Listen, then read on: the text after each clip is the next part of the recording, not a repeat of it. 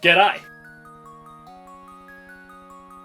G'day, my name is Mark, and I'm sorry, but this channel is not about using just a hammer and a saw. I would like to follow on from my video of how I started and made money woodworking. The theme of this one is pretty simple. Just get started. And I want to share my thoughts on tools, and it's also a bit of a look around the shed, so please stick around. You are going to need tools. You can try and do it with just a hammer and a saw. Now that would be impressive, and I'll be the first to sub up to your channel if you do. So let me know. I want to throw this out early. Buy once, cry once. You're going to hear that a lot as you watch YouTubers, research forums on tools, all that sort of good stuff. But in my opinion, if you do just buy once, cry once, you are never going to just get started. More on that as we go.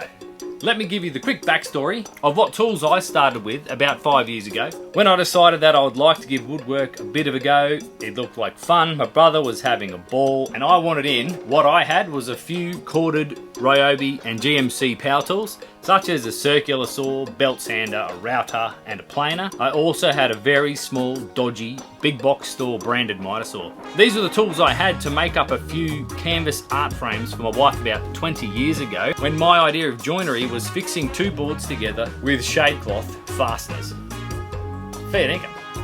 It worked a treat, I must admit. So I had the tools to chop up, clean off, and glue a few pallet boards together to try and make some usable timber. And if you recall, when I planed off those first side grain glue ups, I fell in love with pallet wood side grain slabs. Now there is one tool in the shed where I did apply the buy once, cry once theory. Stick around to the end if you want to hear about that. But spoiler alert, it is the one standalone tool that you can get, start woodworking, make some money pretty much on day one. Tools cost money. However, jump onto Facebook, you are more than likely going to find a bundle of tools like this for not much money to just get started. Now I knew I was enjoying this backyard bandit wood thing as I was riding my mountain bike less and I was busting pallets apart more. I think I have a new hobby. I had made a little bench, and while standing back admiring my creation, I had the thought that someone might actually pay some money for this. Not much money, but money I could put towards a new tool, for example. Okay, that bench was a little bit shit. So I made a slightly better one, and I sold that one for 90 kangaroo skins. I set myself a few rules. I want this hobby to pay for itself. Okay, that is only one rule, but it is still a rule around here, and it is still the #1 rule. It was then that I thought I would splash out and buy the cheapest sliding compound miter saw that 180 bucks could buy. Buy once, cry once was definitely not a consideration, because I was, still am, a massive tight ass. The other reason is I did not want to lay down the big dollars just in case I did not really like woodwork. As in, what if the honeymoon period ended? And who can afford $1,000 on a saw? Back then, not me. Anyway, I was fully addicted very early, and I was pulling apart lots and lots of pallets. I managed to blow up or completely murderize those original corded power tools, which I replaced with cassiola I was making from my hallway table side hustle. I stumbled across the Makita MT range of corded tools. It's the same Makita quality tools. However, what they did was move their factories to China to reduce manufacturing costs and compete with the DIY market. They are great tools that you can beat the snot out of. At about the same time, I thought I would step into the future and get a couple of battery-powered tools to make life a little easier. I instinctively engaged tight-ass mode and headed straight to the El Cheapo store brand, where I could get 3, 4, or even 5 tools for the price of one top-quality tool. And they had a 5-year warranty, which means you can beat the snot out of them and then swap them out for a newbie when they die. Happy days! I flogged those things for a couple of years, and although I was pushing the friendship on their DIY use only status, they definitely did the job for me. So I had what I needed to pump out hallway tables, make some cash, learn a few skills, and at the same time I would be drooling over table saws and thickness planers that I would see in all the YouTube videos. I need a table saw.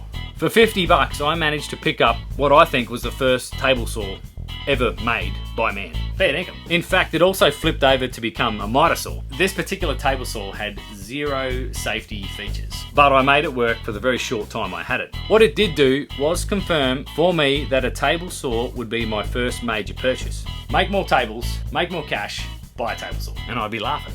like a big grey hairy spider. The table saw has been the most used, most versatile and productive tool in the shed. Buy once, cry once. Not really. I bought twice and I sold the old thing for 70 bucks, so I made a profit. Captain Obvious. You can sell your old tools. Someone will buy them. My next major purchase was going to be a thicknesser. Yes, a thicknesser. Yanks. Okay, a thickness planer. A planer thicknesser. Alright, moving on. Same routine. Make furniture, make cash, buy the next machine. I had a DeWalt saw already and it was living up to its slogan, so I went for this thicknesser. Why? Because almost all the YouTubers and content creators I watched had this machine. It must be the go. And it was clearly more robust than all the other benchtop options, and I knew that I was going to give that thing a hiding. I really did earn this thing. I was about 80 pieces of furniture in before I bought the thicknesser. Those 80 pieces of pallet wood slab top furniture were all flattened with a router and sled by hand. It was hard yakka, slow going, and it made a huge mess every single time. But the router will let you just get started. Okay, quick chat about this beautiful old jointer. This was never on my radar as a purchase because I had another rule in the shed: justify every purchase. Will the tool be used all the time, or is it versatile? I did not need a jointer. The table saw and the thicknesser could get the job done squaring up timber, so no jointer needed. However, let me quickly share this little story. It was about the time I was getting a lot of trolling comments that I was not using pallets. I was using fake pallets. I still don't understand why anyone would want to go through that charade. I received a comment along these lines one day. I refrained from replying like an arsehole and instead kept it civil, and I actually struck up a conversation. Long story short, a week later that same bloke sent me a message asking if I would like this 100-year-old jointer. Yes Pete, I would. I don't really know how to wrap that up into a nice moral of the story quote, so let me refer you to another rule around here: be excellent to each other. Pretty simple. Okay, moving on. I was getting a little bit better at valuing my time and starting to charge a little bit more for my custom pallet furniture, which meant I could start to look at a few tools that might make my life a little easier. The limits of the El Cheapo battery tools were starting to reveal themselves to me. I think it was when I was pre-drilling holes in pine for an impact driver to then drive in a screw that I thought maybe it's time to invest in some better kit and try and be a little bit more efficient. I did the math on the 3 major brands here in Australia and came to the conclusion that they're all pretty competitive price-wise. And although I already had some yellow kit, I was not biased to that particular brand. I did end up settling on DeWalt purely because of the redemption deals that they had going at the time. I needed a new mower. I liked battery power. DeWalt had this U-Butte deal, and the redemption was an additional 2 6-hour batteries and a fast charger. Happy days. I'm in, like Flynn. So I was now in the yellow tool ecosystem, and I could start adding or replacing tools as the cheap and nasties were finally retired. I've since upgraded my miter saw, and of course I sold the old one and I made a little money. It was just time to treat myself to a little more accuracy with the big Bosch. The other massive advantage of this particular miter saw is the space saving. Having that thing sit up against the wall, saving me heaps of space behind the saw. Perfect in a small space. I binned the cheap and nasty battery tools.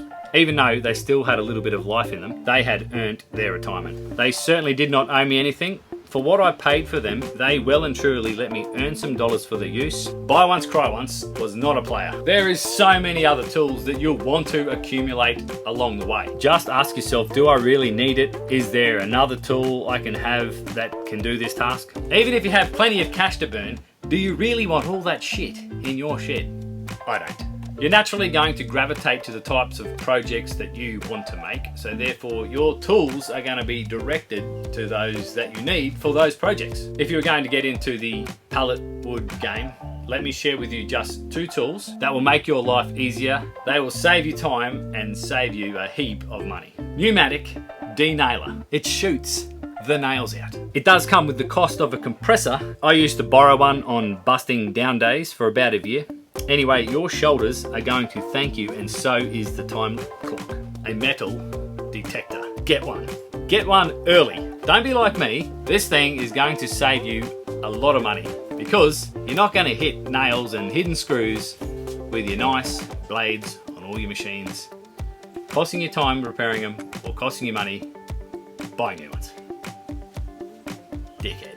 I have links for both of these tools along with all sorts of other things that I use down below. And on that, here is a massive thank you to all the people who come back to my channel, find those links, click the links to buy their gear. Amazon commissions eventually do add up, and that has let me purchase a few luxury items like these and these and these that my tight freckle has never been able to justify, or there was something else that was just a little more important at the time. Nice to haves can come later. Don't get overwhelmed by all the good shit that you see in everyone else's videos.